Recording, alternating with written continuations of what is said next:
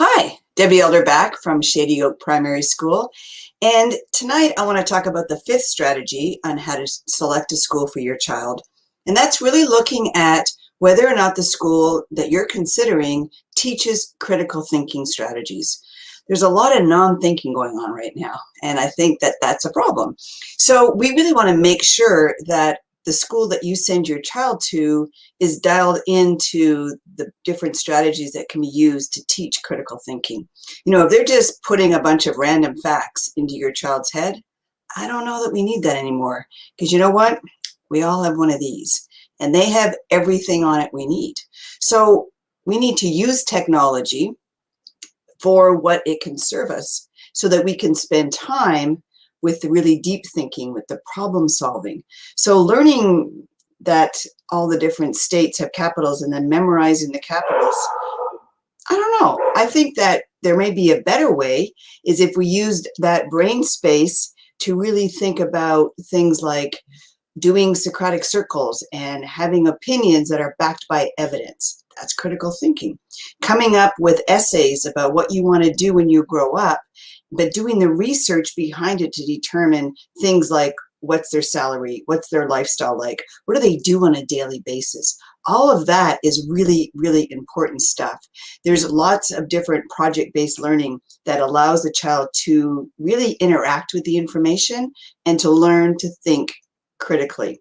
You know, if we simply expect our students to regurgitate, if we simply ask them to fill in a Scantron, they're not really thinking, right? They're going through the motions, they're checking the box, they're getting the work done, they're finishing the test, and then the information leaves. And that's what I don't want for your child. So schools that teach critical thinking strategies, they teach how to learn, allow your child to pick up and learn anything.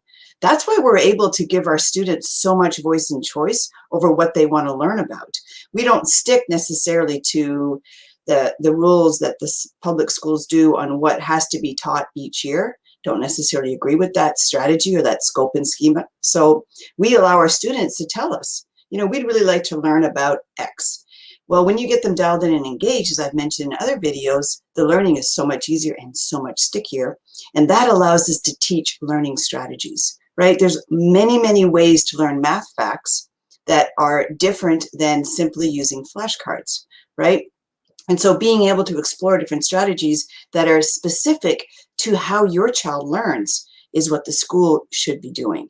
So teaching children problem-solving techniques is also really important, and being the more of a facilitator than a teacher and stepping back and letting them just think about, you know, what is it that we want to try and solve. Children have amazing ideas.